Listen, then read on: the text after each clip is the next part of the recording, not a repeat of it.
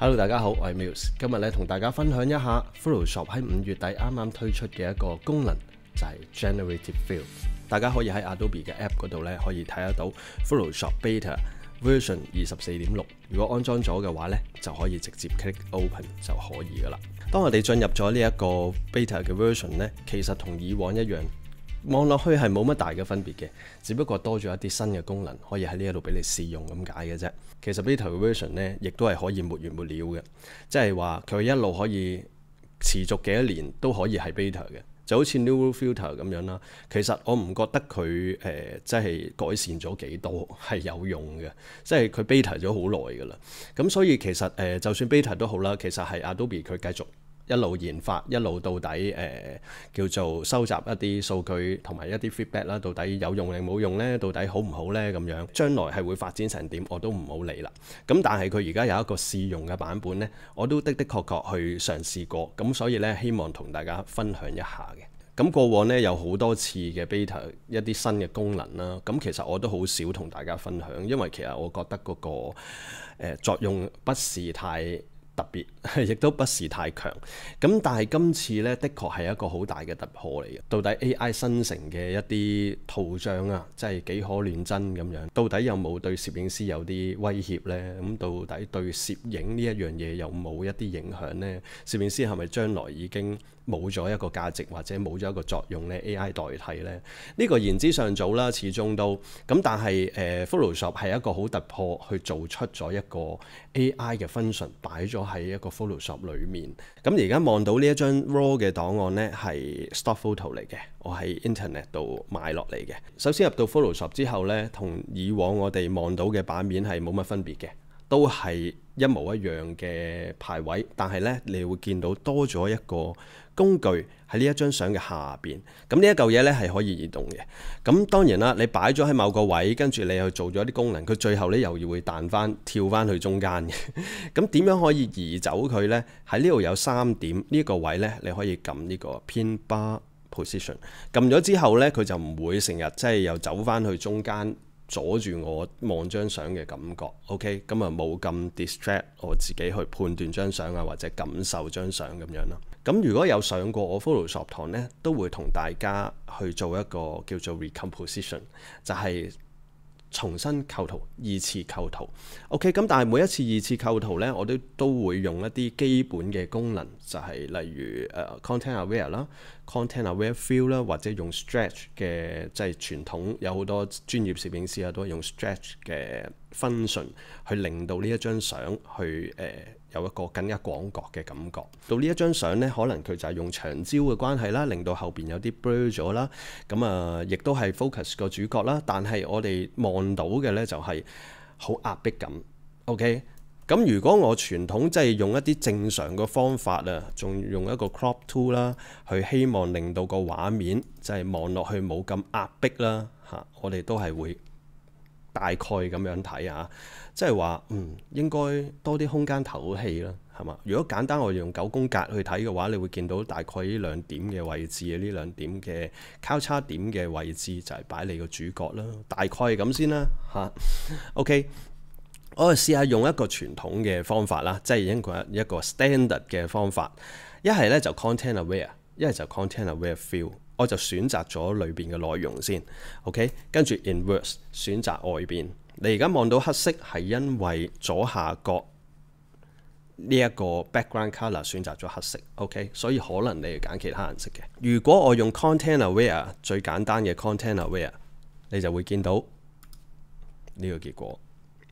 睇下 fill 咗啲咩出嚟，砌咗出嚟嘅結果呢係咁嘅樣嘅。咁你見到呢一張 content aware 呢，佢後邊嘅樹木啊，後邊嘅細節嘅嘢呢，佢都係按照我哋頭先 select 裏邊嘅內容呢 duplicate 出嚟嘅。OK， 喺呢盤裏邊 duplicate 出嚟，跟住我哋試另外一個比較強啲嘅，就係叫做 content aware fill。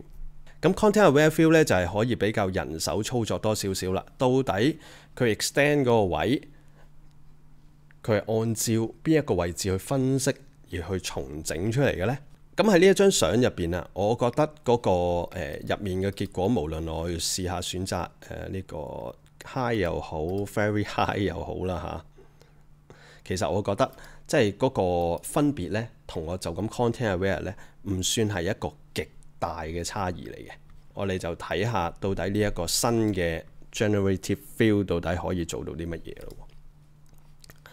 正常撳咗落去呢，我又可以輸入一啲 keywords， 等佢可以知道你想 fill 啲咩落去。咁但係其實唔一定要入嘅，唔一定要輸入嘅。唔輸入嘅時候呢，個 AI 就自行去幫你判斷啦，到底你想 fill 啲咩落去啊？咁樣揀法嘅話，應該就係想 extend 啦。OK， 咁所以呢，佢就會自動幫你諗到底你想 fill 啲咩落去。所以有時呢，我覺得幾得意嘅就係AI 係幫你諗埋到底你想點，佢係估你想點。OK， 咁所以呢，有時係真係你要配合佢，佢又會配合你咁樣啦嚇。OK， 嗱而家呢就係有一個 AI 自己生成嘅一個結果出嚟啊！你可以睇下 before 啊 ，before 係去到咁多嘅啫。After 呢，佢唔係再係去判斷你內容到底係乜嘢，跟住就去 copy 去 duplicate 出嚟，而係佢會生成一啲新嘅畫面俾你。你會見到呢左邊嘅呢一棵樹啦。左邊嘅呢一棵樹根本就唔存在嘅，本身亦都冇講俾你聽棵樹係咩樣嘅。佢而家係自動去估計，見多咗之後呢啲係乜嘢嚟嘅。頭先呢，我就extend 咗張相咁多嘅啫，今次呢，我係再誇張啲，攞闊啲個畫面，即係呢，直情好似變咗一個好廣闊嘅一個畫面，一個構圖啊！睇下個 AI 估下到底佢估計呢個畫面會係點嘅樣。Select 呢個畫面啦，跟住 Inverse， 跟住 Generate， 睇下佢又會 generate 啲乜嘢出嚟。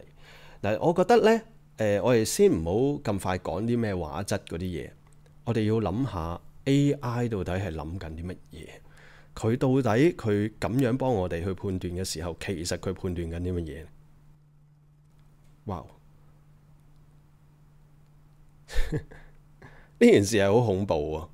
佢判斷得到我呢一個係 zoom in 咗之後嘅一個構圖，跟住佢係估計得到 zoom out 咗之後呢一個係乜嘢嚟嘅？佢唔係再不斷咁 duplicate 呢啲樹俾你。因為如果我哋繼續用緊 content aware 啦，甚至你 content aware fill 啦，佢都係填充咗裡面嘅 pattern， 最多係 duplicate 得靚啲俾你嘅啫。佢唔會去用佢嘅腦啊，真係好恐怖。佢去估計呢個背景應該係咩嚟嘅？佢估計到棵樹到底有幾高，仲要估計埋後邊個天，仲要有雲。哇！試下睇下 zoom in 睇下佢個 quality 係點嘅樣先啊！呢一張呢就係即係因為呢張係 stock photo 啦嚇，咁我當然中間主角啊馬呢啲嘢全部都係sharp 嘅，咁前邊嘅呢啲少少花接近同一個位置嘅話呢，都應該係 in focus 嘅。咁我一路向左拉過去啦。OK， 咁因為呢開始有唔少嘅畫面呢，都係一啲 outflow 嘅樹木啦、花花草草啊，所以我咁樣去一路拉呢，我都唔覺得係有啲咩問題嘅。我哋再睇下一路左右啊，最擔心就係左右兩邊，咁唔係好睇到嘅接駁位度都喺邊。我哋試下睇下 before after， 其實個 AI gen 咗好大嘅畫面俾你，好大部分嘅畫面俾你。嗱，呢個唔真實啊，唔真實就係根本真實都唔會係咁啦嚇，我唔係好清楚啦。咁但係唔係真實係咁樣都好啦。AI 可以按照呢個畫面入邊嘅色調、植物嘅形態，哇！佢俾一個新嘅一個畫面嚟，我覺得呢一個係真係完全係超越我想像。呢度睇到呢，有三格，有三格呢，即係代表佢有三個 version。呢個係第二個 version。第二個 version 呢，就係見唔到個天啊，幾得意喎！有第三個 version 都有少少幾得意。睇翻第一個，而家慢慢呢睇翻第一個呢，中間嗰忽總係有少少怪怪地。但係可能真係有比較有傷害啦。即係一比較之下呢，就會感覺，又或者我自己認住啦，就係中間同個後邊個景深呢係有少少唔多妥嘅。但係講真，如果係做一啲合成相嘅攝影師呢，即係一啲創作呢，其實呢啲嘢都好平常。我覺得如果係合成嘅話，佢已經係做得超級勁啊！嗱，我基礎係咁樣，再 gen 多少少喺佢腳下邊。我覺得有好多嘢呢，就係好多時我哋影相咧，我諗係攝影師先會理解嘅，因為我哋影相咧好多時都需要去遷就嗰個 depth of field 距離同埋壓縮感，去令到畫面夠晒乾淨，而可以達至咁樣嘅結果。咁另外咧就係人物佔呢個 pixels 嘅量到底有幾多啦？睇下個 before after 先嚇。因為前邊都係蒙嘅，咁所以咧前邊我覺得都比較容易去 gen 到一個唔差嘅結果出嚟。OK， 好啦，我試下加多一樣嘢落去啊 ，reflection 力 river 啦，不如river reflection 試下咧。我諗一啲簡單嘅 keywords 就好啦。有時好似作文咁寫咧，分分鐘佢唔係好知你想點或者做乜。我諗佢捉 keywords 緊要啲啦。咁我部電腦呢唔係特別快嘅，我部係舊款嘅 M1 嚟嘅啫。OK， 大家可能已經忘記咗張原相係咩樣啦。張原相只係得咁多嘅啫，好厲害啊！zoom in 睇下先。嗱，呢啲咁樣嘅即係接駁位啊嗰啲呢，真係唔使講啊，因為始終呢嗰張相即係由頭到尾都係一啲自動判斷出嚟嘅嘢嚟嘅。我可以肯定，就算人手去做呢，都唔容易做得好嘅。咁啊，何況電腦喺咁短時間已經係成個畫面係可以咁樣生成出嚟。如果一個攝影師真係要花更多嘅心機時間，我諗唔知要幾耐，幾多個鐘先去砌到啲舊嘢出嚟。我諗真係超快嘅一個 draft 都可能最少個零兩個鐘。係咯，即係要做得好嘅細節嘅，即係都係唔容易。咁我哋而家 zoom in 睇得到啊，個 quality 啊嗰啲其實都係非常之厲害。因為最厲害嘅呢，就係佢有好多嘢其實係佢自己加落去嘅。你睇下佢加咗啲咩落去？呢啲紫色嘅花啦，佢係自己加落去嘅。個樹頂啦，同埋呢啲雲啊，個樹嘅形態呢，都係佢自己加落去嘅。OK， 我哋再開另一張相。呢一張相呢，亦都唔係我嘅作品嚟嘅。呢張相呢，亦都係喺網上邊嘅 stock photo 買翻嚟嘅。可以咁講，呢一個功能呢，係 fill 嘅功能。FILL fill 嘅功能啊，fill 嘅功能呢，就係你想填充一啲咩嘢落去。OK， 記得咯，concept 係 fill 一啲嘢落去。所以如果你話跨住佢嘅皮膚，可唔可以話smooth skin 啊咁樣啊？又或者係移除某啲嘢？其實佢嘅功能就唔係咁樣嘅。佢 fill 一啲新嘅嘢落去，記得用填充嘅概念，你要選擇恰當一個範圍去 fill 一啲嘢落去。例如呢，我喺呢一個個女仔係咁樣瞓咗喺度，着住比堅尼嘅泳衣咁樣嚇。我哋試下都係冇試下跨多少少呢嚇。嗱，我跨埋佢嘅手，睇下會點啊！我跨埋呢一個位置，跨到呢度啦，去到隻腳嘅呢個位置咁樣啊。OK， 幻想下幫佢着件衫，睇下得唔得？首先個概念呢，就係件衫到底包住佢幾多？如果你話嗰個跨住佢就係跨到條腰嘅，可能個結果就會唔一樣噶啦。咁我哋試下呢，而家包到佢手袖啊，包到佢去到小腿嗰度啊，試下 dress 啦，不如就咁簡單嘅 keywords， 睇下佢又可以整一條乜嘢裙落去。睇下得唔得？嗱，以佢而家嗰個 generate 嗰個速度呢，其實我覺得係超快。但唔好理佢到底個像素有幾高啊，佢係喺度諗緊嘢，換算緊，仲要加埋落去喎。哇！喂，呢個咩嚟嘅？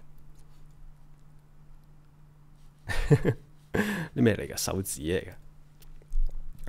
電腦 AI 呢就最得意嘅就係呢啲咁嘅嘢啦，因為其實我都唔識得形容佢點解可以將一忽一忽咁樣即係加啲嘢落去，但係唔好理呢樣嘢先，我哋就咁睇個畫面，你要花幾多心機時間先可以將一啲嘢 match 落去，佢好似着住喺身咁樣，哇！呢個真係好犀利喎，真係。睇下第二個版本先啊，哇，黑色。哇，黑色其實呢個都幾似嘅，不過佢條腰真係幼到唔係人咁樣啫。睇下真實嘅，真實條腰冇咁幼。但係呢啲粗幼唔緊要啊，liquify啫。但係佢真係着落去啊，無論嘅光感啊，哇，好犀利！係你睇又有隻手喺度，呢度有個鬼手啊，好笑啊呢個。呢個感覺舒服啲。但係我覺得好厲害嘅呢，就係佢上身着住喺度嘅一啲摺痕啊。呢啲位啊，好厲害。好啦，你見到咧呢一張相嗰個 resolution 而家100%啦。其實我哋本身望落去呢個女仔眼耳口鼻，無論隻手都好啦，都係 sharp 嘅。我試下熄咗佢先，你會見到呢，所有嘅位置呢啲位呢都係 sharp 嘅。OK， 即係縱使呢張相而家 resolution 唔係好高啊，因為唔係我影噶嘛嚇。咁我係 stock photo 買落嚟 download 落嚟咁。但係呢啲位全部都 sharp 噶嘛，但係我加咗件衫落去之後呢，你睇下起格仔噶啦，100% 已經起格仔，其實係好大件事，唔用得噶咯喎。呢張相其實係即係你放到好細喺 social media 放到好細縮細睇，其實唔覺嘅。OK， 咁但係點都好啦，佢而家呢一張相嘅光影嘅感覺呢，嗰件衫嘅光影感覺呢，係好厲害。做得好似，我試下再 generate 都多一個睇下。另外我想講嘅呢，呢啲衫啊，又或者呢啲素材啦，叫做佢喺邊度揾翻嚟嘅呢？其實我相信暫時嚟講呢，佢都係喺翻 Adobe 嗰啲 stock photo 入邊嗰度攞出嚟，即係佢唔會話 browse 晒全世界嘅一啲咁多嘅 stock photo 噶嘛。咁所以呢，某程度上係有限制性嘅。OK， 咁即係話佢個圖片庫裏邊到底有幾多嘢呢？咁而家我哋都係用住嗰啲嘢先嘅啫。OK， 咁點都好，我覺得都幾得意嘅。哇！呢個就古怪啲，做乜鬼嘅呢度？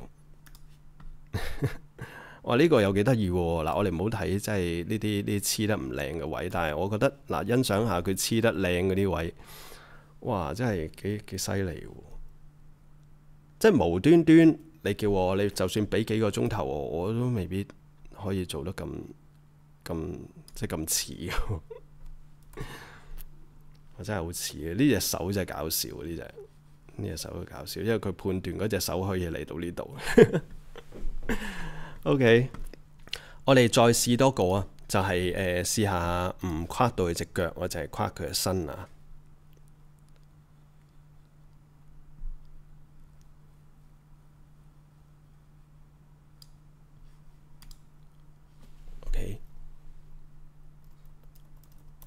Sweater， 睇下到底整咗件咩俾佢。記得啦 ，Photoshop 喺呢個功能裏邊呢，係一個叫做 fill 嘅 concept 嘅。咁所以你一定要 make 一個 selection 俾佢，跟住 fill 啲咩落去，即係填充一啲咩落去。咁而填充嘅過程裏邊呢，佢可以俾一啲 keywords 佢，你可以唔俾 keywords 佢。跟住其實就完全靠佢去幫你諗噶啦。OK， 咁佢 generate 好似而家就有第一個 version 出咗嚟啊。有件衫幫佢着咗，咁到底件衫點嘅呢？放大啲睇下先。嗱，我上身就咁睇，我都覺得即係勉強啦，但係都幾唔錯噶啦，我覺得。因為呢，始終佢而家咁樣做咗一個 version 出嚟啦，我試下熄同開啊。你會發現其實呢，佢係好似係直接已經係將第二個人嘅身體呢係放落去，其實嗰個身體已經係填充咗另外一樣嘢落去嘅啦。只不過呢個顏色啊、光暗啊嗰啲嘢呢，佢係已經係做埋俾你咁解嘅啫。OK，睇下個第二個版本啊。哦，呢個又搞笑喎，呢個好喎，呢個呢個個感覺好 match 喎。我覺得呢個幾好，呢個有可塑性，即係話我可以之後再喺 Photoshop 入邊再做一啲 modify， 可能 liquify 呢。其實呢個版本已經係非常之好。再 zoom in 睇清楚啲 quality 先。嗱，zoom in 如果100% 呢，我仲睇到件衫嘅 texture。點解會咁樣嘅呢？即係頭先我哋嗰啲樹啊，或者佢成條裙嗰啲呢，個解像度又好似差啲喎。其實好簡單嘅啫，因為你唔可以無限量咁，即係 select 一個無限量咁大嘅範圍，叫佢去 generate 俾你嘅。其實以我所知，其實佢係得1024 pixels 係可以做到一個最高嘅像素俾你。咁你諗下1024到底有幾大啊？我而家是但跨啊1024，大概啦嚇，大概一個最高嘅解像度呢，個框框係得咁大嘅啫。呢一張相嘅 resolution 都唔係高噶啦，已經。如果我哋用我哋而家嘅相機啊，下下都話去到4000萬像素、5000萬像素，你點樣可以將到一個咁高嘅解像力嘅圖片俾你呢？咁呢一個就唔好話將來到底 Photoshop 可以發展成點樣，但係我覺得係有排都唔會咁容易可以俾到一個咁高像素嘅圖片生成俾你，而且係免費嘅。呢一個真係將來先算啦。咁但係呢，而家我所睇到咁樣睇呢一張相，又或者一般唔需要打印到好極致細緻嘅，唔需要打印到好大嘅。呢個結果已經好唔錯啦。OK， 咁呢一張呢就係另一張相，係 stock photo 嚟嘅，都係 OK。咁就我哋試下，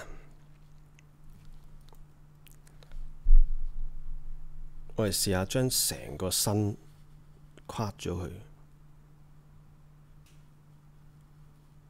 試下框到呢一度。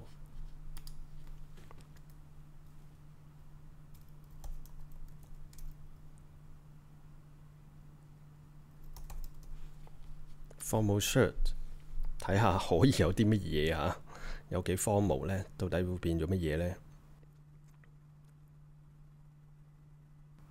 哇！我覺得最犀利嘅係佢個下巴位喎，zoom in睇下先，睇翻 before after 先。哇！好勁喎！你要睇下呢。雖然呢啲好唔 make sense 啊，呢個位，但係唔緊要，我覺得真係唔緊要，已經好勁。首先嘅就係呢啲衫入邊有一件衫條領呢啲位嘅光線呢，係完全 match 呢一張相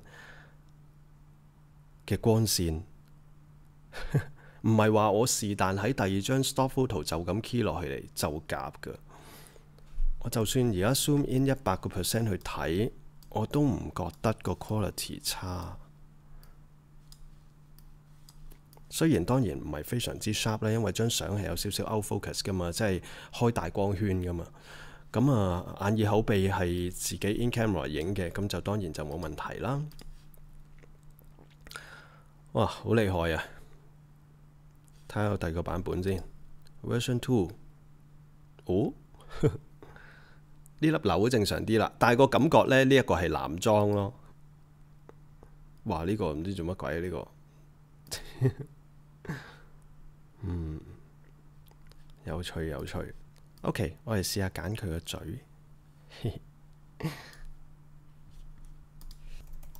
Smile。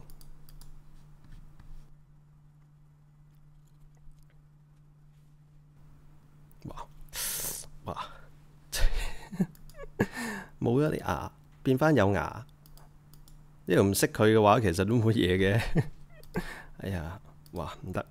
首先呢類咁樣嘅畫面呢，就係佢按照你所打入嘅 keywords 就去生成一啲新嘅圖像出嚟。咁當然啦，你打嘅 keywords 啊，你用唔同嘅字啊，出咗嚟嘅結果係會唔同。但係可以肯定嘅呢，就係全部都係 AI 自己隨機佢自己去諗俾你嘅，唔係攝影師自己真係話啊，我想係點樣就可以點樣。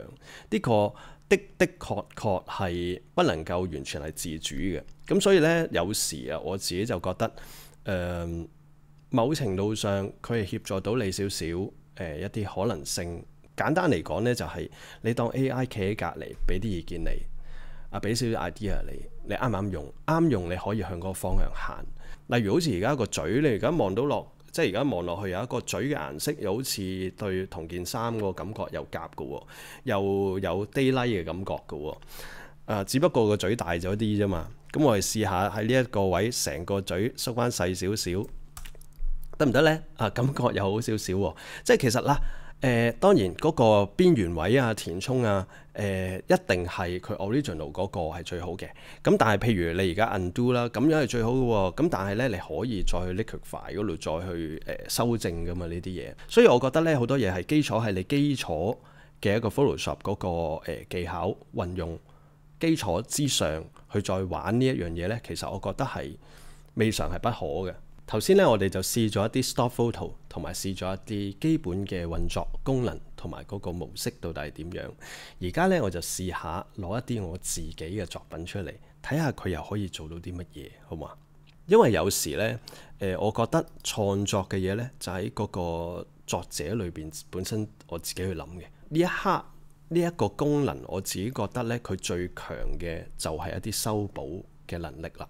例如移除咗一啲雜物啦。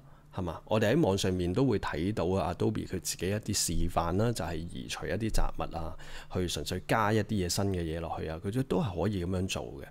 咁但係喺我自己嘅角度呢，就係佢到底點樣可以幫助到我作品？呢一樣嘢先係最緊要。好似一張相入邊啦，例如我自己本身個構圖設計嘅時候已經係咁噶啦，我係中意方形嘅。方形嘅感覺係另外一回事嚟嘅。咁點樣可以即係將呢一張相去再 extend 呢？可以咁講，呢一張相嘅頭同埋底呢，都係比較容易去模仿嘅。OK，我哋試下用一個簡單啲嘅，例如 Content Aware Fill， 到底佢會生成到一個咩嘅結果出嚟呢？嗱，其實個結果都唔錯嘅，但係咧，你會發覺個頂咧，佢都好似丟筆棋啦，不斷咁丟筆棋一啲雲啊嗰啲嘢落去啦。咁我試下睇下改一改，呢度變成 high 又會點啊？都係咁上下，都係丟筆棋咗一啲雲啊嗰啲嘢上去啊。OK，cancel。我哋今次就試下呢個 Generative Fill， 咩都唔輸入，等佢幫我諗。到底上高應該係點樣連續落去？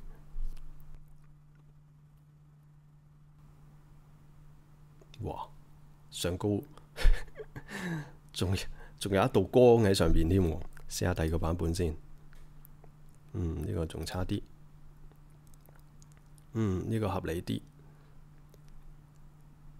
我覺得咧，呢一個功能最比即係相比頭先嗰啲 content aware fill 最唔同嘅就係呢一個就真係個 AI 去諗去判斷到底你上邊又或者畫面以外嘅係一啲咩嘢。我覺得呢一個係非常之厲害，所以咧就睇下到底佢可以幫我再諗到一啲咩 version 出嚟。我哋試第二張。嗱，呢一張相就直到啦，係嘛？簡單。我哋就誇張啲，將佢變橫倒。有時咧，我都好想將啲相咧可以變成另外一種想法。但係如果你話呢一張相去變橫倒咧，我啊差唔多同由頭整過冇分別嘅啫。咁啊就係睇下到底AI 又可唔可以幫我諗到啲嘢出嚟？跨入啲先，跨入少少。OK， 就由呢度開始，等佢諗下可以係點樣。再嚟，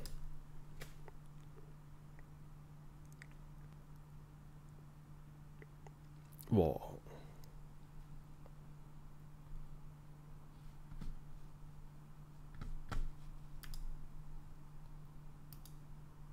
大家睇下，哇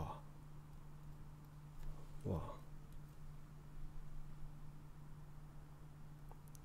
呢個係第一個版本啊！呢個係佢整俾我嘅第一個版本啊！哇！我都未睇佢第二、第三個版本，但係我覺得呢一個已經俾到我一個好震撼嘅感覺啊！嗱，首先如果我基礎喺我呢一張相上邊諗住再 further edit 去做到咁嘅結果嘅話呢，我真係唔知要再花幾多時間心機先可以做到咁樣嘅結果出嚟。第一，我要幻想嗰個結果到底 extend 咗之後，我嗰啲素材點樣去接駁落去呢？繼續接駁落去呢？繼續延長落去呢？啲水波紋點樣可以即係咁樣伸延，但係望落去又舒服自然嘅呢？因為我嘅 stock photo 係咁就係咁噶啦嘛，我要再去接駁嘅時候就唔係咁容易駁落去噶啦嘛。咁後邊嗰個島啊，即係後邊有兩個島噶嘛，一個香港島，一個九龍半島啊。大家唔知唔知啦。我呢個創作嘅原意後邊其實係九龍半島同埋香港島。咁佢而家都即係幫我分開咗兩個島之餘呢，係好似幫我加咗啲建築物落去喎。咁同埋上高嗰啲雲到底嗰個形態到底係點嘅樣嘅呢？作為一個創作者呢，佢諗個速度呢，好多嘢都係要慢慢一路整，就一路產生出嚟，跟住先慢慢 inspire， 跟住先慢慢生成我最後到底想點。但係 AI 呢，佢而家一嘢就可以好快做到一個叫做生成咗一個圖像俾你啦，用唔用得另外一回事啊。但係可以講佢呢個 idea 係好快就爆到唔止一個俾你，爆到3個出嚟噶嘛。我哋睇下第二個版本。第二個版本我覺得就好似質素爭啲。第三個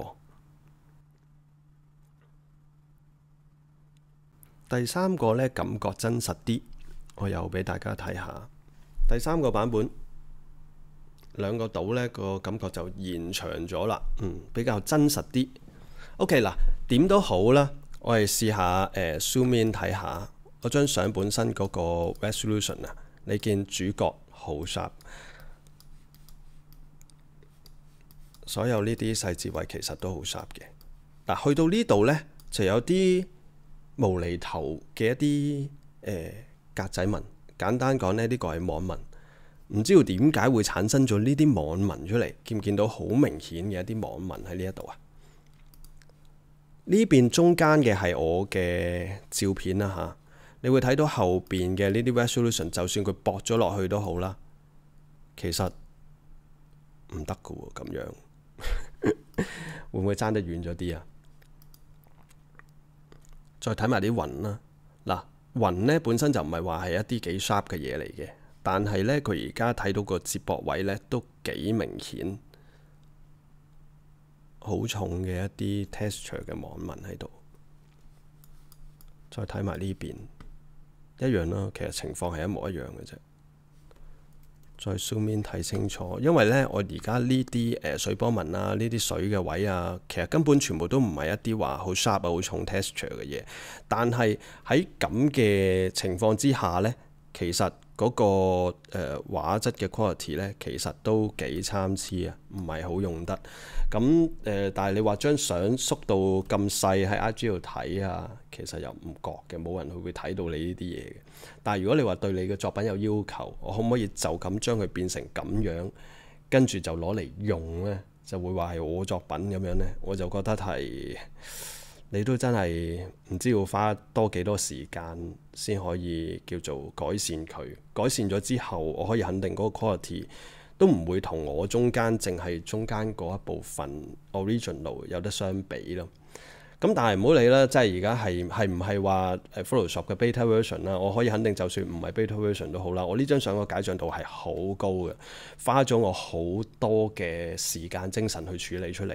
佢可唔可以咁樣就叫話代替咗我啊？以後嘅創作就係靠呢啲嘢，冇可能咯。但係如果你話俾一個 idea 我參考呢，我覺得又唔錯喎。真係又唔錯喎！我第日去再整嘅時候呢，我就再花更多嘅時間去 extend 嗰啲水波紋啦，同埋到後邊嗰啲後邊嘅香港島、九龍半島啊嗰啲，可唔可以再精細啲呢？其實我覺得 AI 係絕對係可以協助到我哋人更多嘅一啲 idea。其實 AI 就好似你一啲創作嘅 partner， 你問佢喂，俾意見嚟睇下，佢就會俾啲意見你。係咪代表你就 bypass 咗你自己？你就真係話腦都唔使諗啊 AI 搞掂，我而家撳個掣就搞掂咧？唔係嘅，始終中間嗰部分就係一個主角，一個重要嘅你個 content 嘅內容喺度，我唔會喐佢嘅。而家我淨係 extend 其他嘅嘢啫嘛，但係 extend 其他嘢都出現咗一啲咁即係叫做對我嚟講大嘅問題啦。咁可唔可以就咁用呢？對我嚟講當然唔得啦。OK， 咁但係咧呢個效果對我嚟講真係好 amazing。OK， 我哋又試下第二張相，我唔 save 啦，呢張真係好大啊！張相個 resolution， 即係你話可唔可以話縮細個 resolution 呢？咁當然可以啦，你可以縮細個 resolution， 但係頭先講過啦，佢最高 resolution 係1024。咁你有啲乜嘢係真係1024可以咁樣 duplicate 出嚟就算呢？我諗你一啲好普通嘅玩下嘅相，你純粹放喺 IG share 下就算，咁你可能係能夠接受咯。咁但係以即係一個專業攝影師啦，甚至職業攝影師啦，你點樣可以接受到呢啲質素呢？其實係唔得嘅，真係唔得。好啦，我哋再挑戰下佢，揀一張咩相好呢？都係揀我自己嘅作品。好多時我自己嘅作品呢，我都特登會去做一啲 close up 嘅，做一啲壓縮去突顯主角。咁好似頭先呢幾張相呢，其實全部都係非常之高像素。呢一張呢係1億5千萬像素嘅 Phase One 影出嚟嘅。咁佢而家個像素呢，其實係14204乘呢個10652，好大，唔好理啦。照做照玩 ，OK， 咁我試下一樣啦，挑戰佢，到底左右會係咩嚟嘅呢？咁你等佢幫我諗下啦，試下再高啲添，同埋又再低啲，試下就咁俾咁大嘅空間，你幫我諗下左右應該係乜嘢？即係當我見到 Photoshop 嘅呢個軟件呢，我就唔係急於去諗佢幫我點樣創作，幫我乜，我睇下佢有啲咩嘢其實係可以真係幫到我，而我真係出盡九牛二虎力都未必可以做得比佢好嘅。我反而係好希望 AI 係可以幫到創作者，係可以做到呢啲嘢，而唔係佢係越過我嘅腦去幫我去完成，直接去完成一樣嘢。我從來其實都冇咁樣諗過，而佢亦都唔係咁容易可以滿足得到呢一樣嘢。縱使我覺得 Photoshop 係繼續研發啦，繼續做落去都好啦，始終我哋所追求嗰種 fine 嘅 detail 呢，我諗唔係咁容易係可以滿足得到嘅。唔係話佢嘅能力喎，我可以肯定佢就算繼續研發落去都好啦，唔係咁輕易可以俾一般嘅 user 去用咯。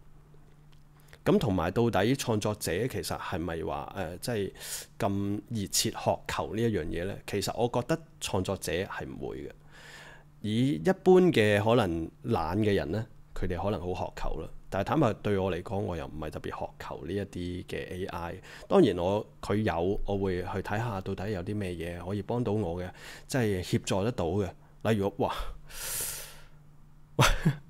呢啲就係啦，呢啲真係我諗我出盡九牛二虎之力都唔可以達成出嚟。首先就唔好睇嗰啲咩細節啦，我可以肯定有好多唔 make sense 嘅古怪嘢呢係用咗喺呢度裏邊嘅。咁但係點都好，呢個畫面色調所有嘢喺我真係短短幾句説話裏邊，佢就生成咗出嚟。呢一個你真係不得不佩服嘅。OK， 但係點都好啦，呢個作品。成個idea， 成個嘅人物啊、動作啊、光線啊，其實都係我生成出嚟嘅。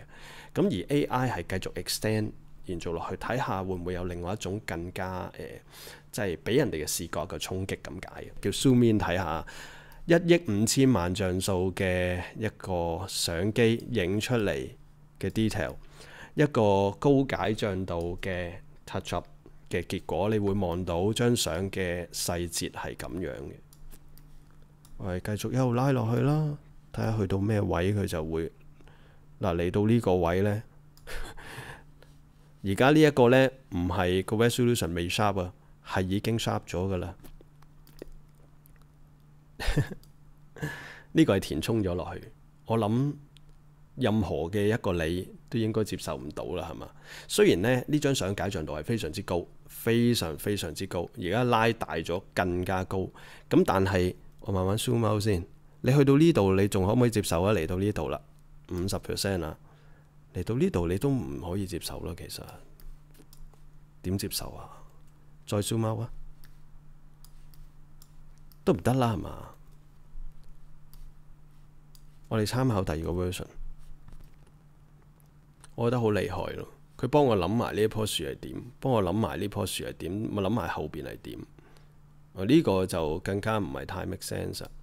第一個反而好啲，試下睇下第三個。呢個好似合理啲啦。點都好，我哋又再睇多次，到底個邊緣位都係咁樣啊！冇辦法，因為我張相呢個像素真係好高，1億5千萬像素。我當大家個像素係即係咁樣啦，當咁樣啦。如果你嗰個真係叫做擺喺 IG 裏邊，唔係點放好大嘅話呢，其實感覺係 OK 嘅，你可以接受嘅。但係以我咁樣就咁望落去呢個畫面嘅視覺衝擊呢，其實我係真係好興奮嘅。即係如果哇個畫面咁樣，我好震撼喎。咁你又可能諗啦，點解你影嘅時候唔影 YD 啊？諗真啲先好問呢個問題。每一次攝影師去選擇呢個構圖呢，選擇呢個焦距呢，係要考慮好多樣嘢嘅。係唔係我將呢個焦距拉闊，我就可以達成咁樣呢？到底現場係咪咁呢？大家有去過獅子會就知道，唔會係咁樣嘅。咁另外呢，就係光線 cover 到幾多啦。跟住之後，亦都係我嘅lens 啦，我嘅相機鏡頭嘅 distortion 啦，跟住再加埋 distortion 之外，仲有一啲景深啦 depth of field 啦，呢啲係種種嘅原因導致我嘅構圖係咁樣。咁我係咪可以就咁 zoom out 就會變咗而家呢個畫面呢？不可能。其實嚟到呢個畫面呢，已經係有更多嘅創作性加咗喺裏邊。我覺得係一個好好嘅一個可能性，係提供到俾創作者。唔好理佢係咪 AI 俾一個 idea 你都好啦，我可以根據呢個 idea， 跟住再去自己親手去影一啲更多嘅元素啦，去再重新去做一個咁樣嘅感受嘅嘢出嚟。咁當然可以肯定啊，我出盡九牛二虎之力呢，都唔係咁容易生成呢一個畫像出嚟嘅。咁但係 AI 真係有冇辦法係將來可以做到更高解像度呢？咁其實我覺得點解唔得啫？你個 stock photo 夠高解像咪得咯，係嘛？因為其實 AI 都係攞 stock photo 去砌出嚟俾你嘅啫嘛。有時唔係可行定不行，到底真係會唔會咁做咁解嘅啫？同埋係唔係都係咁樣免費去俾你係咁 stock photo 攞出嚟咁樣用呢？所以如果你俾我就咁體驗嘅話，其實我覺得哇係好勁嘅。咁亦都係咪可以代替攝影呢？唔係，我攝影嘅部分依然係攝影嘅部分，冇變過。我中間嘅嘢依然全部都係我嘅。如果你話連個人物都去重新生成出嚟呢，我覺得佢已經離開咗我想用攝影去記錄我前面嘅畫像同埋我自己創作嗰部分。咁而 AI 係協助我再去 extend 更多嘅可能性出嚟咁解。咁所以呢，我係好佩服，我覺得係好欣賞，好厲害，色調所有嘢望落去都非常之好啊！呢一個畫面呢，我相信好多朋友亦都係見過噶啦。呢一張相我影出嚟，其實都覺得係有啲歪嘅。咁但係呢，可唔可以再歪啲呢？現場呢，只不過個沙灘嘅前半段，佢後邊到底係咩樣呢？當然就唔係話太靚，所以我先唔 cover 咁多嘅啫。OK，咁所以呢，影嘅時候已經攞到盡㗎啦。我其他 shot 呢，反而係更加 tight 嘅。咁到底我而家可唔可以將呢一張相可以 extend 更多嘅畫面，令到人嗰個視覺衝擊更加大呢？我反而係希望 AI 睇下可唔可以幫我滿足到呢個結果出嚟啊！試下先。其實攝影師每一次影相咧，都會受到不同程度嘅一啲限制嘅。例如現場啊，好似呢個位置攞到最闊都係咁噶啦，再攞得多就穿崩噶啦。哇，激得滯，唔係我心目中嘅。呢個比較接近少少上半截呢個部分呢，就絕對唔係石頭嚟嘅，因為呢個後邊已經係全部海嚟噶啦。咁所以我攞盡就係呢個位噶啦，我燈光亦都 cover 唔到以外嘅嘢。OK， 咁而家佢幫我 extend 即係 generate 咗呢啲嘢出嚟，我就睇下到底有冇一啲嘢係覺得哇有一啲視覺嘅衝擊，令到個畫面更加闊啦，更加 epic 嘅感覺。好多時攝影嘅創作呢，就係好多嘢限制咗喺裏邊，就係咁噶啦，冇其他噶啦，因為現場根本就冇，係嘛？咁但係譬如好似我而家呢一個畫面咁樣，哇！佢幫我即係佢又識得幾邊呢去慢慢按落去喎，哇！好厲害啊！我覺得話個刺激性啊，大家再睇翻 original 啊，好多時呢，你睇咗一啲歪嘅 shot 呢，跟住再睇翻我 original 呢，你就會諗點解你影相影得咁 tight 嘅咁樣啊？呢啲都係奇怪嘅問題嚟嘅。其實我已經攞盡㗎啦，人物嘅變形，我知燈 cover 嘅範圍有好多嘢都係限制嘅。咁亦都現場後邊係咪咁樣嘅咧？現場後邊根本就唔係咁樣，所以咧有啲嘢咧係你冇辦法叫做做盡㗎啦。咁但係而家 AI 咧就幫我提供到更多嘅可能性。我張相嘅 original 嗰個100%，你會睇到係好 sharp， 顏色好煲啦。你會睇到個畫面咧後邊其實係繼續好 sharp 嘅，好 sharp 嘅。好啦，到底去到邊度咧？去到呢度嘅啫。再上邊嘅呢個石頭呢個位呢，佢已經即係幫我諗出嚟噶啦，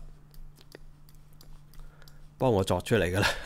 咁但係因為水呢本身就唔係話好 sharp，但係我呢好明顯睇到呢啲邊緣位啊，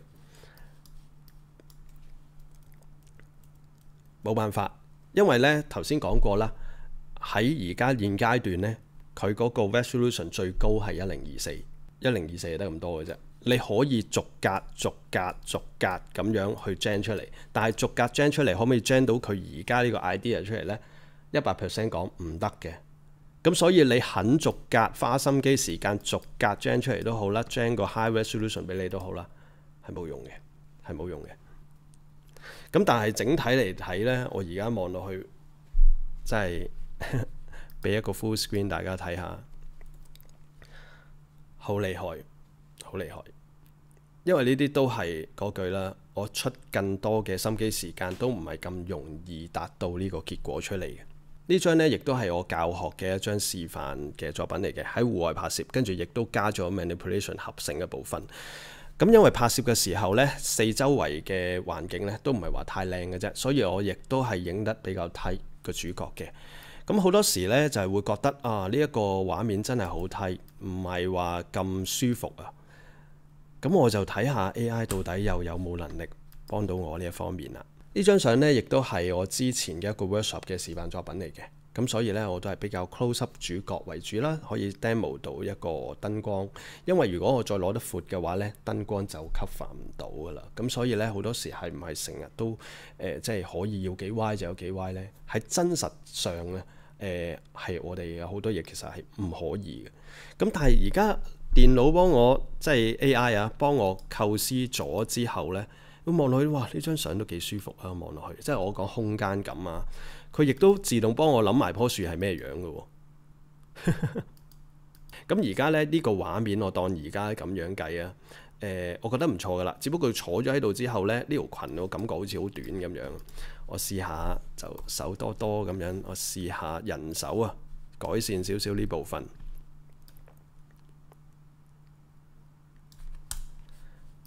就係咁，大家睇下，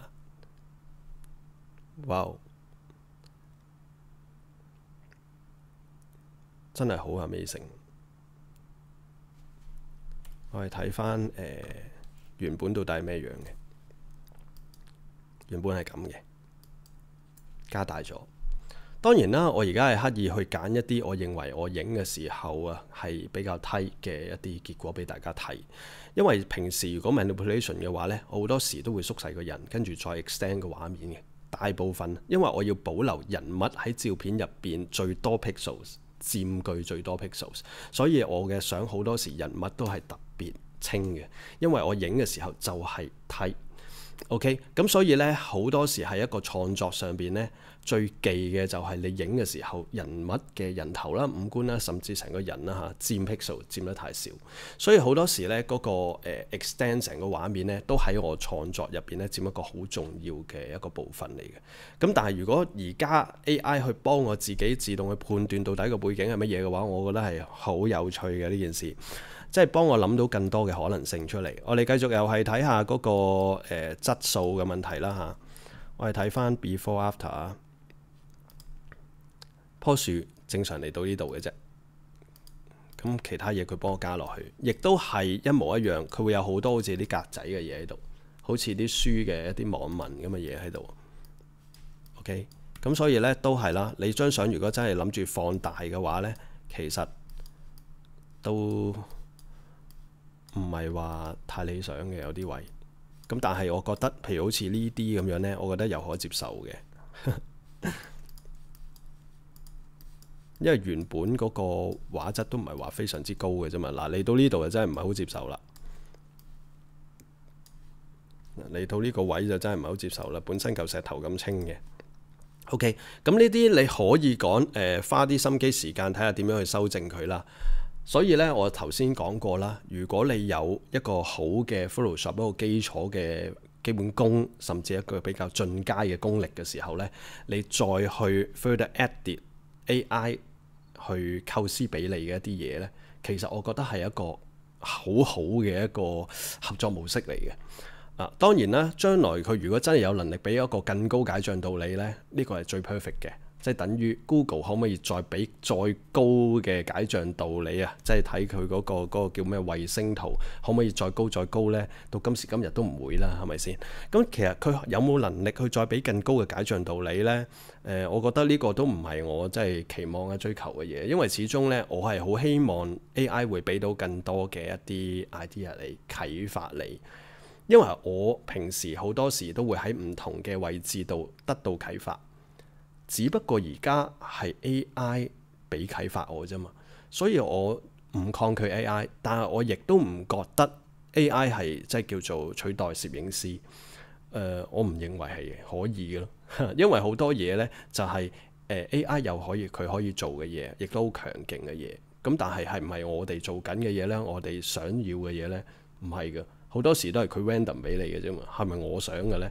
其實未必係嘅。咁所以呢，每一次都係佢 random， 佢俾你，佢俾你，佢俾你。咁如果成日都係咁嘅話，我哋真係冇價值，我哋冇用噶咯。我哋有用嘅地方就係我哋持續有我哋想要嘅結果。我後邊唔係想咁噶，係咪先？咁好多嘢呢，就係你需要更多嘅人手操控去俾電腦知你想點，又或者甚至OK， 等我嚟，我去操控，我去做出嚟。咁呢一樣嘢，我覺得係更加有用，更加有價值。現場啊，大家如果有去過呢個地方啊，就知道應該係咩樣嘅啦。有冇辦法可以影到一張咁歪咁闊嘅呢？唔係咁容易啦，係咪？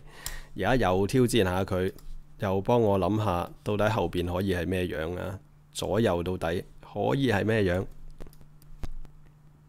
你睇佢上高嗰個運算係好快嘅，所以呢，其實你都唔好期望有幾高解像度。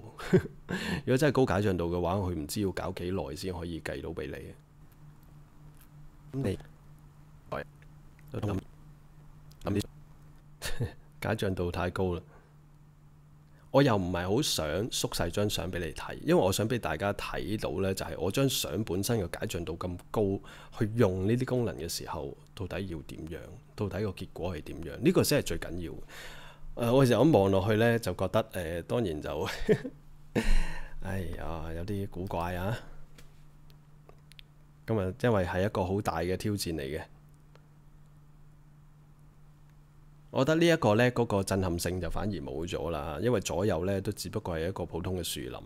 如果隔離左右兩邊喺度火燭緊、火燒咁樣，嗰個感覺可能就真係強烈啲啊！睇到我個接駁位呢，根本就係不能夠真係比較咁樣用嘅。例如我真係 zoom out 翻少少啊，你會睇到呢，我呢邊其實係好 sharp 嘅。一過咗去佢隔離嗰部分呢，已經係真係差好遠，唔係好用得嘅。對我嚟講呢，都唔係好用得，係根本就唔用得。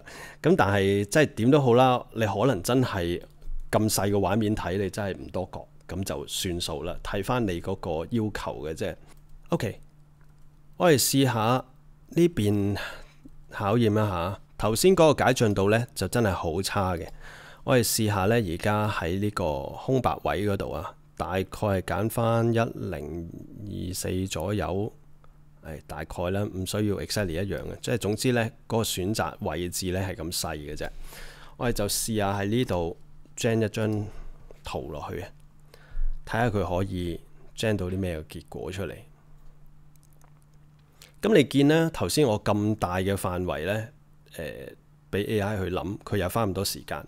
而家我個範圍得咁細，其實佢都係花咁多時間去諗嘅啫，唔覺得佢快咗好多咯。甚至係冇特別快到啦。而家呢，你可以睇下呢一張相嘅 resolution， 即係呢一個部分啊。而家你可以睇下呢個部分嘅 resolution， 相比頭先嘅呢一撇嘢，而家個 resolution 係咪高好多？所以咧，其實啊，如果你選擇嘅範圍只不過係1024裏邊嘅話呢，其實佢係會 gen 到一張好高解像度嘅俾你嘅。咁但係你諗下，我呢張圖要 gen 幾多個方形先 gen 得晒成個畫面出嚟？你可以咁樣 extend 出去嘅，但係佢會唔會諗到即係咁樣嘅方法可以 extend 得到佢而家設計嘅呢個畫面出嚟呢？唔得噶嘛。係嘛？因為佢只不過按住嗰個位置 feel 啲嘢落去，你可以慢慢一路 feel 落去，你 feel 到一個高像素。但係 feel 到高像素唔代表係呢個畫面嚟噶嘛？係嘛？咁所以咧 AI 咧好可以肯定嘅就係，即係你想佢俾到一個咩結果你呢？1024佢又 fix 咗喺呢一度噶啦。你係俾到個高像素你，咁但係你點樣可以生成呢一個畫面呢？其實又唔得嘅喎。咁所以對我嚟講呢，暫時嚟講去試用，我覺得係都幾得意嘅。咁但係你話佢係會唔會代替呢？點代替嘅？其實點代替？佢將來先計啦嚇，即係將來佢真係會俾一個高像素你嘅，咁就到時先講啦呢一樣嘢。好明顯呢一張相，我哋知道呢一架係車，咁但係呢，睇住個畫面呢，我都唔認為係可以砌得翻呢架車嘅外形出嚟㗎。咁我哋就睇下到底 AI 可唔可以即係又攞到一啲咩畫面俾我哋。extend 佢啦嚇 extend 咗之後，到底佢會砌一個乜嘢畫面俾我呢？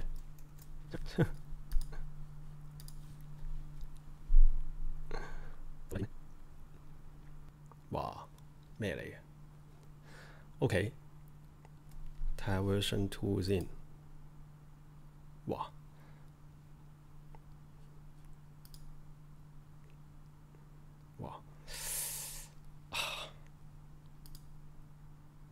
睇翻第一個，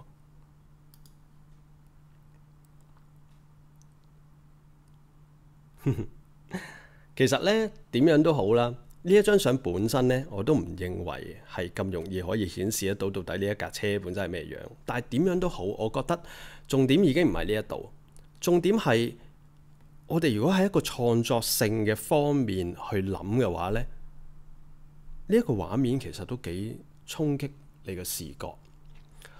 個空間闊咗、大咗，令到我哋去針對中間主角嘅擺位啦、美學感覺啦，其實呢啲嘢都係一個幾好一個藍圖嚟嘅。我哋睇翻嗰個 original 先啊 ，original 影到咁梯，而家其實呢，唔知道大家係咪睇咗一啲歪嘅結果之後呢，再睇翻你就會覺得我影啲相係好似全部都好梯咁。其實呢個只不過係你而家先入為主睇到個結果，跟住再睇翻啫。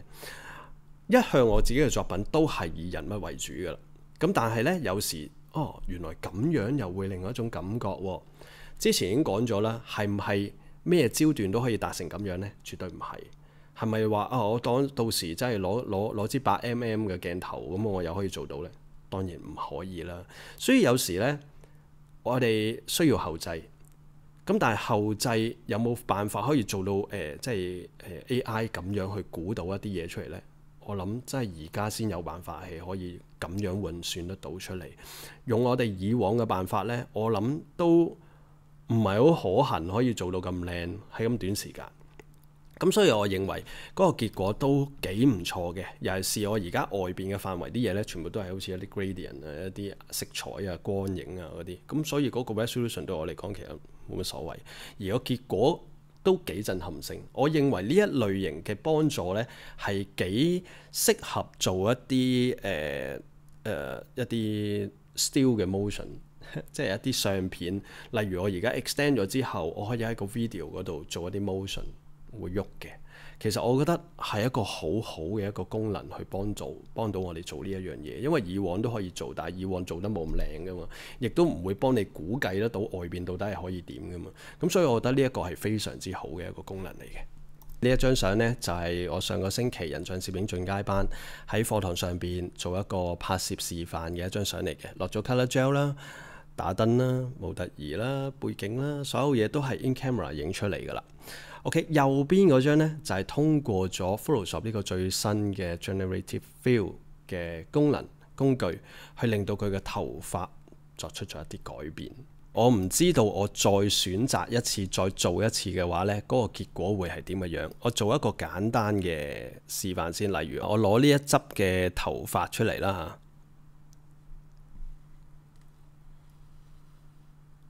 嚇，試下再攞多少少個背脊。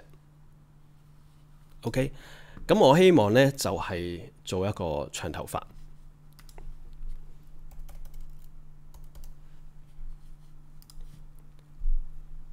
睇下到底得唔得？因為始終 AI 呢每一次生成嘅圖像呢都唔會係一模一樣嘅，有機會一樣啦。咁但係呢，我而家再做我都冇一個方法令到佢產生翻同一樣嘅圖像俾我，所以如果我真係揀到啱嘅話呢，就好好把握啦，就要咗佢啦。例如我而家生產第二個出嚟呢，已經係第二張嚟噶啦。我哋睇下到底另一張又點嘅樣？呢一個好似阿 Daisy 以前嗰啲頭髮。我而家試下 zoom in 俾你睇下，本身個主角頭髮係遮住咗啲嘅對眼。係嘛？我哋睇翻佢頭髮個接駁位係咪好自然呢？當然唔係啦。咁但係係唔係又話真係差得好緊要呢？其實又未至於嘅。你睇下呢一個皮膚個接駁位，呢個位置個皮膚呢一忽嘅接駁位，同佢真實個皮膚嘅 texture 係咪都仲係爭好遠啊？所以某程度上呢，我覺得佢已經好叻㗎啦。咁但係而家追求高像素嘅話呢，咁當然就真係難嘅。但係唔係話不能接受。佢而家呢一個像素，我覺得嗰個效果，我覺得係可接受嘅。咁同埋呢，望落去個光影感覺呢，全部都算自然嘅。但我可以肯定呢一張相，呢一個頭髮，如果係咁樣嘅話，我一定需要更多進一步嘅一啲修正。分分鐘我都可能最少要即係執多半個鐘至1個鐘先可以執得靚嘅。咁所以其實呢個都係一個 inspiration。佢會嘗試俾一啲嘢你睇下，會唔會可以令到個結果有另一種感覺。唔好講到底係咪一定係更好，因為好多時攝影師已經盡能力喺當刻做到最好。AI 佢會嘗試去俾一啲更多嘅啟發你。好似我上一次即係叫做 gen 第二個頭髮出嚟，我睇下得唔得啊？呢個接受唔到。好似我上一次即係 gen 出嚟嗰個頭髮，我覺得呢一個又幾好睇啊，個感覺嚇。咁但係我係咪可以下一次隨便咁跨又出現到呢個頭髮呢？你個 selection 啦，同埋真係我都唔知道點樣可以令到 AI 會向嗰個方向生成到俾你嚇。可以好肯定嘅就係真係估下嘅啫。例如以前我哋要學習執皮膚，真係唔容易嘅事嚟嘅。咁但係而家一啲新嘅 AI 工具呢，係絕對係可以協助到唔少。但係你話係咪完全代替呢？我又可以肯定唔係。我覺得 AI 減省咗我哋嗰個時間，同埋俾到我哋更多嘅可能性呢，係非常之厲害，非常之有用。呢一張相呢，亦都係工作坊嘅一張示範嘅相嚟嘅。咁喺呢張相上邊呢，我純粹示範咗一啲動作。咁但係影嘅時候呢，亦都係 crop 咗佢隻腳嘅。OK，咁但係 crop 咗之後，AI 可唔可以幫我攞翻隻腳出嚟呢？咁我哋特登就攞呢一張相嚟試下，縮細少少啦。跟住我試下將佢 extend 呢個位置啊，大概到底佢有冇辦法幫我呢？唔打嘢就咁 feel 落去啊！睇下佢 feel 到啲咩落去啦。哇！呢個係比較搞笑嘅，佢自己就會有一啲限制，令到你有啲嘢係唔可以嘅。例如可能即係呢個人本身著咗衫嘅，你可唔可以執到佢唔着衫呢？呢啲其實佢會有一大量嘅 keywords 啊，或者係嗰個模式呢，佢係唔會做俾你，佢唔係做唔到喎，佢唔做俾你嘅。OK，咁有一大堆嘅嘢嘅限制嘅，例如有一啲武器啊，加啲嘢啊，總之就限制咗唔得嘅。例如你加把槍落去呢，可能唔得嘅喎。OK， 加把刀落去呢，可能唔得嘅喎。但我就咁睇呢一張相呢，哇，好厲害喎！咁但係到底實際上係點樣呢？都唔錯嘅，我覺得算做得靚嘅啦，因為佢原本係冇噶嘛，係嘛？佢原本係冇嘅喎，我覺得佢算係好勁噶啦，即係以冇呢一樣嘢而產生翻俾你。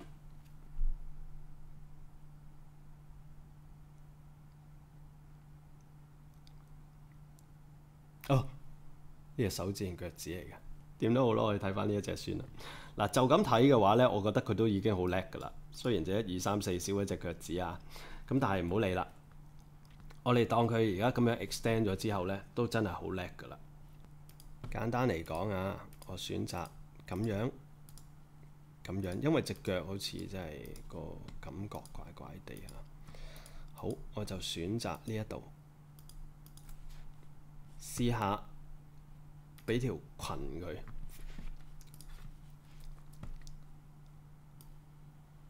好，我選擇呢個啊。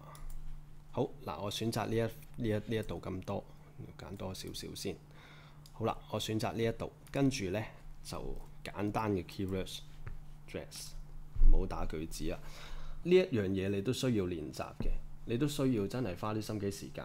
咁所以呢，我建議大家去開始嘗試 Photoshop 嘅時候呢，一啲簡單嘅keywords 睇下佢到底明到幾多。我覺得呢一個更好嘅一個開始嚟嘅，一開始打文章俾佢都冇用。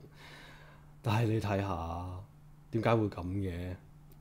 點解會咁嘅？哇！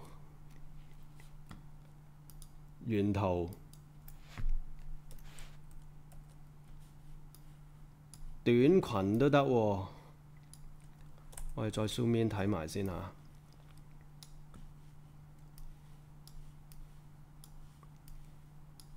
呢隻大髀好明顯就唔係佢㗎啦，但係無論動作、陰影，我哋睇翻張個陰影先，個陰影仲要係跟翻我呢一個。哇 ！AI 啊，果然好犀利。如果你叫我揾第二張素材相去勾一件衫出嚟，跟住再 key 落去，我可以肯定，哇！真係唔知要搞幾耐，真係未必係1個鐘可以搞得掂嘅嘢，係仲要係像真度咁高。你仲要睇埋佢嗰啲頭髮喎，等我 zoom in 睇清楚佢啲頭髮先。嗱，當然啦，我慢慢咧就會睇到好多嘅缺陷出嚟嘅。咁但係咧，你而家再睇真啲，佢個執頭髮，佢已經換咗第2執頭髮落去啦。嗰個解像度當然就不能接受啦嚇。咁但係咧，講緊 AI 嗰個能力咧，已經係好犀利㗎啦。咁但係點都好啦，攝影師嗰個出發點係好緊要嘅。到底你將呢一張相係變得更加好睇啊，定係可能有人就係用喺一啲即係不法即係之上呢？咁所以我覺得咧喺未來嘅世界裏邊咧，呢一方面係有啲危險性嘅。大家去用呢啲咧，亦都係需要小心。OK， 我哋睇下佢第二張。哇！呢個連身衫或者刻變翻佢原本係咁嘅喎，但係你睇下啲光影，你睇佢條褲嘅光影，膝頭哥嗰啲轉彎位嗰啲，哇！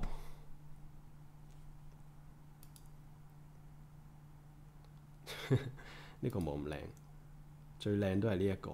喺我人像攝影嘅角度呢，當然成個人，當然面啦、make up 啦，所有衫褲鞋襪啦，所有嘢都係重要嘅。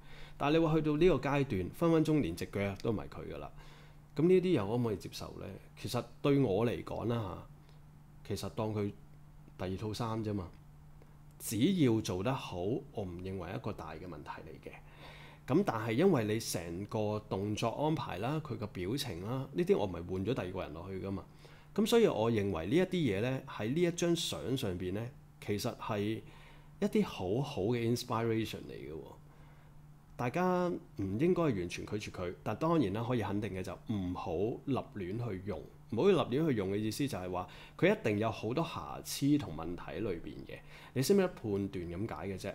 而我而家咁樣去做一啲 selection 咧，其實係因為經過一啲測試啦，知道點樣 select 會令到個電腦 AI 會有一個更好嘅判斷啦。咁所以咧，你需要學習去判斷，去協助佢產生，先可以有好嘅效果。哇！例如呢一個咁驟眼睇都幾好啊，但係咧放大睇咧，呢啲真係都係一啲不能接受嘅結果嚟。咁但係咧整體就咁睇咧，我覺得哇真係好 amazing，真係攞嚟玩，我覺得好得意嘅。再睇下一個結果先。哇！呢件衫我覺得又真係 OK 喎，但係咧呢度做乜鬼嘢呢度？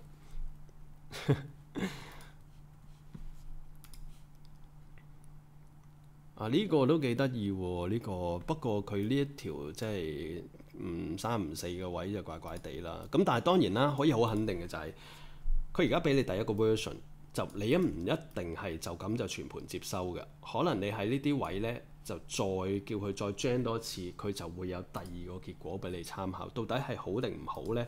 你要試過先知嘅。嗱，佢而家已經唔俾我去修正佢呢個敏感地方啊。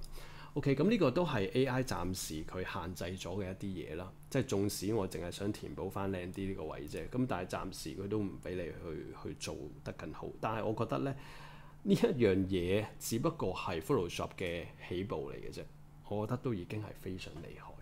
OK，咁但係對於我整體嚟拍攝佢控制呢個動作啦、陰影啦、控制呢個即係曝光嘅角度啦、眼神啦、形態啦，我覺得冇影響喎，呢個都係一個創作嚟嘅。咁所以我認為係好多嘢你都可以即係去容納 AI 所生存嘅一個空間。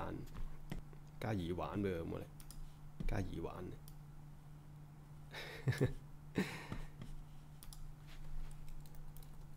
Earring。咁到底係一隻咩嘢耳環呢？嗱，如果你個 selection make 就係做一個長啲嘅 selection 咧，佢可能係會有一個長嘅耳環俾你都唔定嘅。所以咧，你而家睇下我個 selection 咁細，個 AI 所需要諗嘢個時間咧都係咁長啊！你睇下佢隻耳仔，哇，又幾襯喎！即係你睇下件衫嗰個 resolution，你睇下崩咗嘅呢個位做乜鬼？呢啲都係 design 嚟嘅，但係咧其實放大嚟睇就唔係好得噶啦。咁但係呢隻耳環又幾得意喎！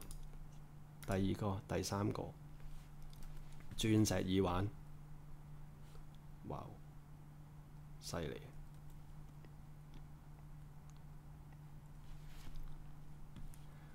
如果呢個位幫佢加副眼鏡會點啊？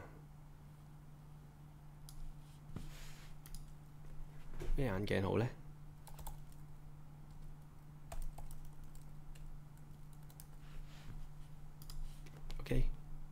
？Eyeglasses。咁當然啦，我冇 mention 到底係點樣嘅眼鏡啊，我都係唔知啊。我就係所以咧，唔好加太多字先，睇下佢會俾啲咩先。搞乜鬼？好搞笑。咦？呢副眼鏡好似我副眼鏡喎。哎呀，真係唔好意思啊 Chloe 係真係唔係想咁嘅我。我唔好打呢個啦，Sunglasses啦不如。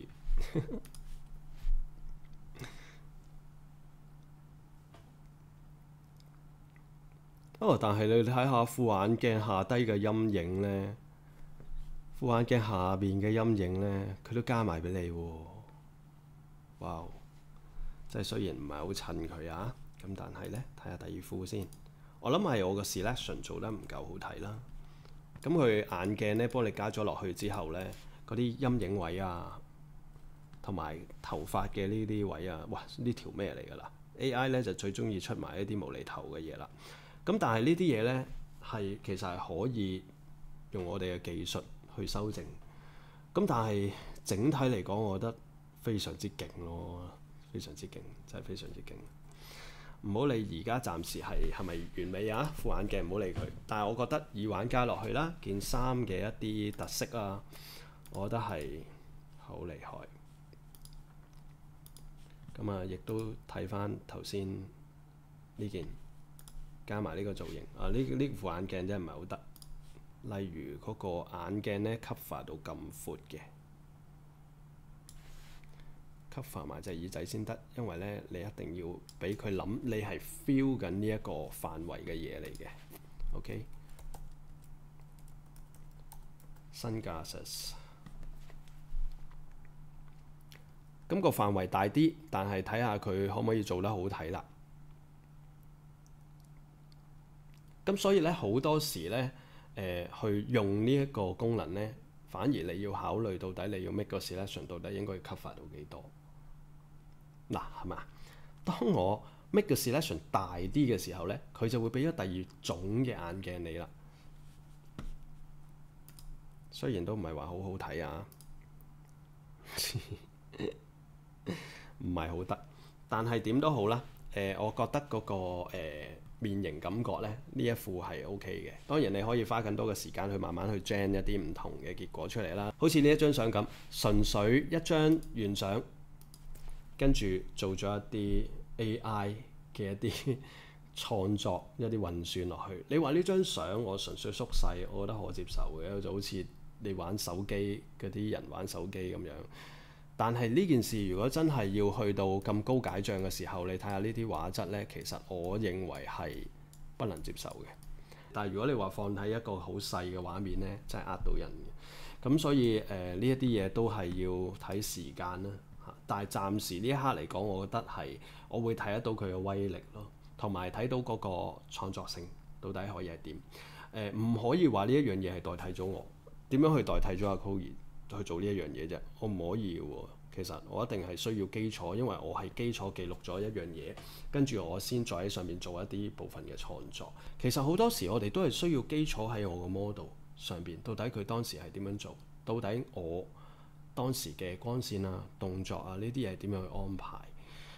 我覺得呢一樣嘢係唔會影響得到我嘅人像攝影創作嘅方向，但係反而係會俾到更多嘅可能性我去參考，亦都係有更多嘅 inspiration。就係可能我將來下一次影相嘅時候，一個造型係可以考慮咁樣嘅喎，動作係可以咁樣嘅喎，又或者係原來我將來知道AI 可以再協助到啲乜嘢嘅，我下次又可以做得更好嘅喎。我覺得呢一啲嘢係互相幫助，我覺得呢樣嘢係對攝影師嚟講呢係一件好事嚟嘅，就唔係好似坊間好多人都會覺得話 AI 真係令到大家冇嘢好做啊，又或者係 AI 去取代你啊。其實我覺得取代唔到啊，即係起碼至少喺呢一刻我都唔認為佢會取代到，但係會俾到好多更多嘅娛樂性、更多有趣嘅嘢我哋去玩、我哋去試。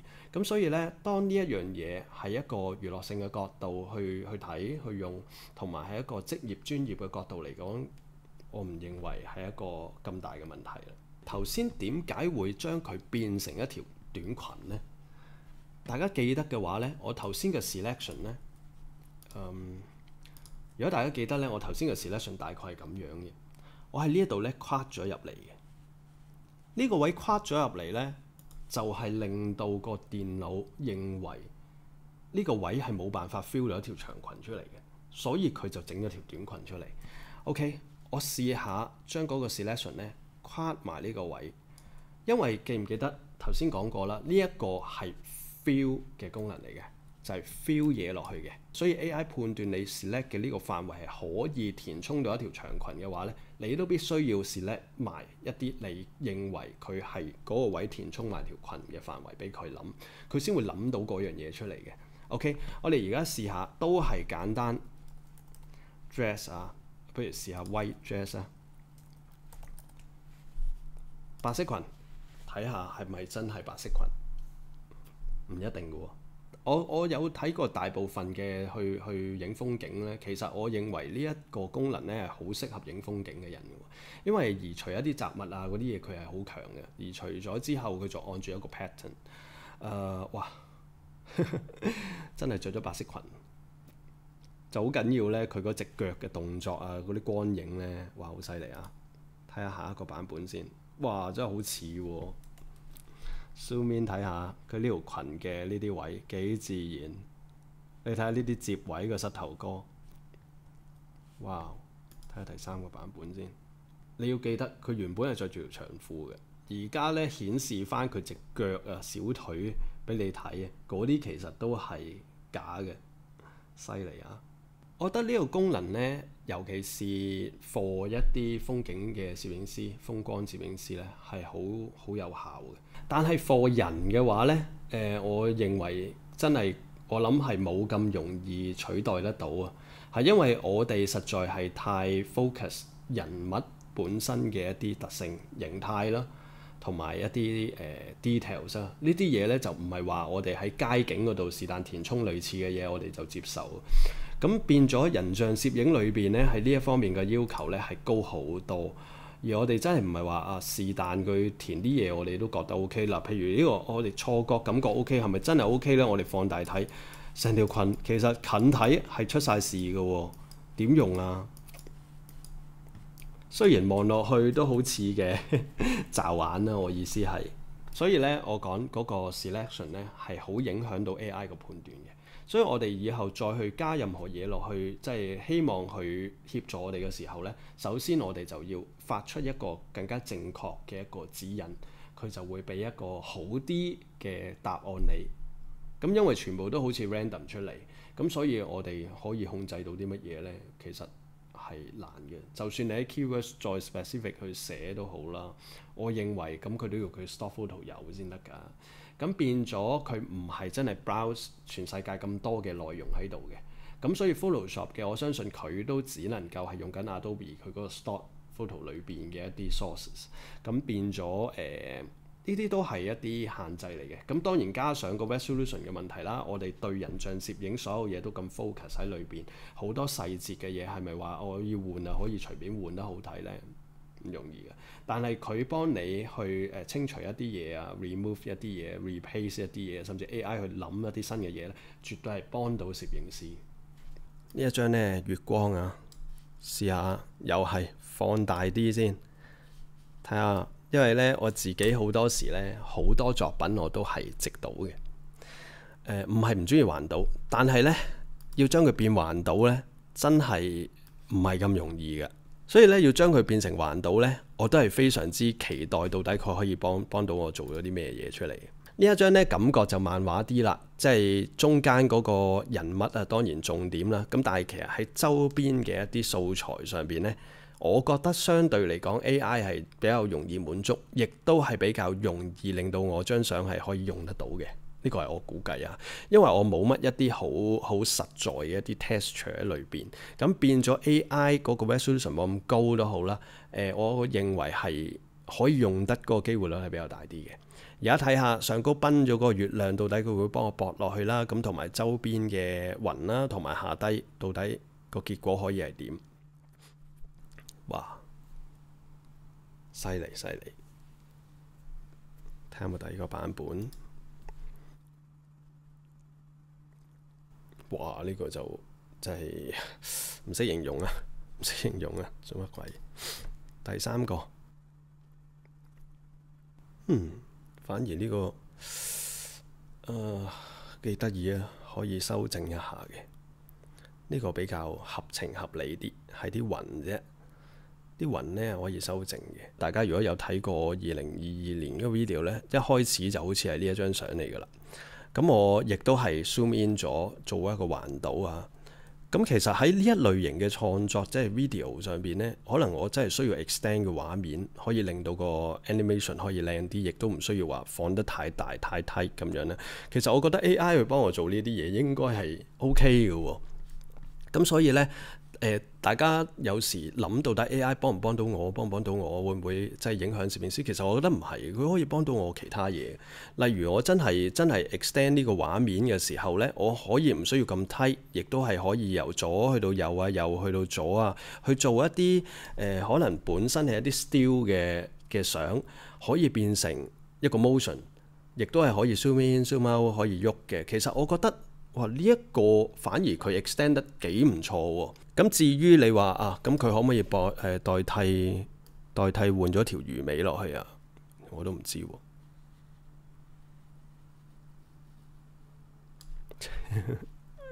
cut 咗佢，咁如果我寫 mermaid 咁得唔得嘅呢？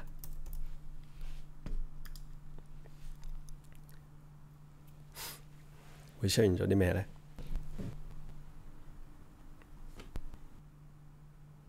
哇，咩嚟㗎？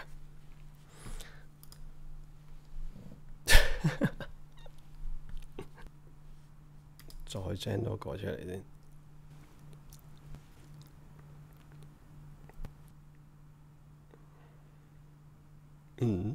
真係一條尾喎，但係咁樣嘅。哇！幫佢變咗個動畫咁嘅樣。哇！呢個感覺像真啲喎，但係嗰條尾都真係好假喎。即係你可能俾更多嘅一啲 keywords 佢，等佢睇下會唔會有諗到其他嘢啊。其實我覺得係冇所謂嘅，你咪繼續試咯。但係呢啲呢，其實係撞彩，因為你不斷喺度輸入嘅嘢，其實喺呢度撞緊 AI 俾咩嚟，而唔係攝影師或者創作者到底我想去設計一啲咩嘢出嚟。其實係完全係兩回事嘅。就算我而家叫做都幾得意喎，佢又可以做到一個咁嘅畫面俾我。咁無論你係即係中意唔中意都好啦，即係我覺得即係譬如佢而家整咗個尾有個 pat pat 咁樣啊，佢連呢啲呢啲光嘅顏色有啲藍藍地呢，佢都即係跟到捉一捉喎，好犀利啊！咁但係點樣都好啦，我覺得係你都係撞彩，每一下都係你撞一啲嘢俾我啦，你撞一啲俾我啦。咁其實我就覺得係。我諗冇一個創作者係中意咁樣咯，你成晚坐喺度撞咁撞啲嘢俾你。OK， 好啦，嗱而家條尾嗰個呢就好明顯，佢都唔係好搞得掂噶啦。但係呢，可能最後你覺得呢個部分佢又做得幾好，你咪淨係要呢個部分咯，係可以噶嘛。咁所以我覺得係冇所謂嘅。咁另外就例如試下啦，例如我而家呢，佢本身個頭髮呢就係咁樣嘅。跟住我就試下將佢轉做 long hair， 睇下又點啦。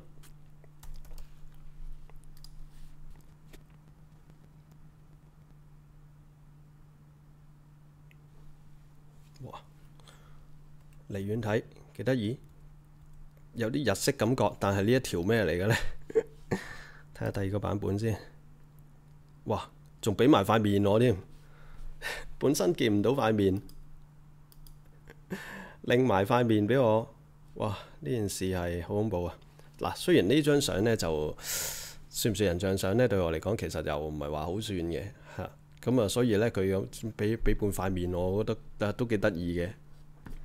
睇埋第三個先。呢個好真實喎，呢個雖然呢，即係光係衰到佢都好夾噶啦。我諗人工去幫佢再調整一下係 OK 嘅。哇！大家係咪唔記得咗我原相係點嘅？我原相係咁嘅，真係條尾真係醜樣啲啊！呢條尾醜樣啲，但係佢而家就變咗呢，就唔係一個人魚。佢而家嗰個腳呢就向咗前，但係條尾呢唔知點解長到去揈咗去後邊。最後啊，我試下啦，我就跨住佢呢條尾，即係我覺得呢條尾而家呢就好假，去到呢個位，jam 多一次，我就唔打嘢，睇下最後有啲咩嘢走出嚟。由於呢一張相冇一個主角正面嘅關係啦，咁所以呢，佢 jam 一啲嘢出嚟，我哋覺得合唔合情合理啊，或者係好唔好睇呢？我覺得嗰個看待啊已經係唔一樣。咁係你可以喺一個創作性上面，你當佢一個 graphics 去諗呢，其實嗰個可接受性係大好多。到底係咩嚟呢？哇！咁樣又唔同喎。咁樣成個味道呢，唔錯喎。我哋再 zoom in 睇下啲解像度先嚇。嗱，首先呢，本身嗰個 stock photo 啦嚇，即係原本呢嚿石呢，其實係一座山嚟嘅嚇。咁所以呢，原本都係咁樣噶啦。因為我選擇呢一個 pat pat 嘅範圍呢，其實係個 pixels 係佔你個畫面入邊好細，咁所以佢嘅解像度又會高翻啲。咁另外咧，頭髮嗰個範圍一樣啦，你選擇嘅範圍細，所以咧佢個像真度又會高翻啲。咁我覺得呢一啲嘢喺一啲細微嘅呢啲嘢咧，其實 AI 佢係真係幫到手嘅喎，真係可以接受喎，唔錯唔錯。嗱，而家呢一張相嗰個結果咧，我覺得係幾有趣嘅，將我原本一張真人現場記錄嘅嘢變成一個可以話完全係一個創作。我唔會當佢一張係我自己影出嚟嘅相啦，咁但係我覺得呢一個創作呢係 AI 去 inspire 我嘅，大家可以睇下成張相嘅意境，我自己就覺得好正，唔知道大家自己嘅睇法咯。即係我作為我自己係一個創作者咁計啊，其實我接受，我覺得 OK 喎，即係佢係另外一樣嘢。Generative Fill 本身就係一個 fill 嘅功能嚟嘅。咁佢就喺 fill 嘅過程裏邊咧，加入咗 AI 嘅想法落去，佢幫你諗 fill 啲咩嘢落去。咁所以咧，你喺個 selection 上邊咧，你一定要做好呢一樣嘢。如果你係一個新手去玩 Photoshop，可能你連個 selection 你都唔做得好。喺呢一樣嘢基礎做唔好之下，可以肯定你呢一個功能你唔會用得好嘅。示範咗咁多張，唔知道大家嘅感覺如何呢？我自己個人呢，我就覺得呢個功能實在係好厲害，絕對係 Adobe Photoshop 嘅一個極大嘅一個突破嚟嘅。我自己呢，就大概係1996年左右開始用 Photoshop， 大概當時係 Photoshop 3.0至4.0左右嘅時間，咁就睇住 Photoshop 自己嘅即係個一個演變，佢越加就越多功能，越來就越強勁。嚟到2023年，增加咗人工智能去幫你判斷。以往我認為 content aware fill 都係人工智能，佢幫你去諗到底後邊嘅嘢應該係點樣去達成佢出嚟。例如 patch 2其實都人工智能，佢幫你去 match 點樣去 match 得好睇，但係冇諗過佢係由零去直情去幫你生產你前面個影像應該係可以有啲咩嘢。嗱，呢一樣嘢呢，我就覺得係一個好大嘅突破嚟嘅。但係你話呢一樣嘢係咪就係代表死啊，真係攝影師嘅末日嚟㗎咯？攝影師就會冇咗個價值，冇咗一個需要有攝影師㗎咯？AI 自動幫你生產出嚟，其實我諗有排都未去到呢一個地步，而且佢會唔會發展到呢個地步咯？因為攝影由始至終唔好講呢一類嘅，即係唔好講 manipulation 嘅一啲合成創作，我純粹講攝影師嘅一個眼光想法。其實 AI 係唔會幫你揾到呢個人嗰個角度，唔會去幫你去安排呢個人到底佢應該着咩衫，又或者係化一個咩妝。因為攝影始終喺我角度，某程度上我哋係記錄緊一樣嘢，我哋係按住記錄前面嗰個主角，而去同時創作。呢個創作性係我哋去創作前面個主角到底可以達成一個乜嘢嘅模樣。咁當然啦，呢啲嘢可能唔夠完美，亦都係可能需要到部分將來嘅人工智能可以協助到我哋達到更完美，而唔係完全代替到我哋。因為我哋希望做到嘅嘢，其實並唔係話我哋落2個指令 AI 就可以做到啲嘢。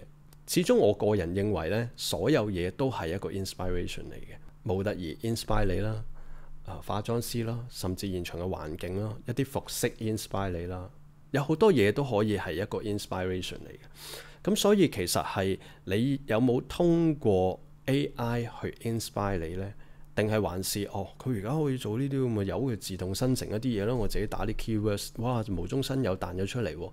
OK 嘅，可能短時間內你會覺得係好有趣，因為你從來可能你冇諗過你會做到呢一啲嘢啦。咁所以你一開始嘅時候，可能你真係會哇好勁啊！突然間咁，但係始終攝影師嗰個方向模式咧，完全係另外一回事嚟嘅。佢可以令到我嘅作品走到更加極致，更加有更多嘅想像空間。呢個係我好開心見到嘅。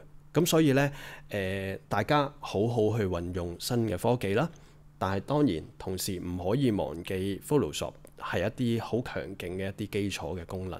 所以呢 Photoshop 自己生成佢出嚟，係咪代表 Photoshop 根本就唔需要呢？絕對唔係啦，好明顯 Photoshop 自己入邊好多好強勁嘅功能呢，我哋其實係需要持續學習嘅。唔知道大家對 Photoshop 呢一個最新嘅 AI 功能呢，有啲咩睇法？又或者佢可以幫到你啲咩嘢？或者大家可以留言講俾我聽，下次再分享。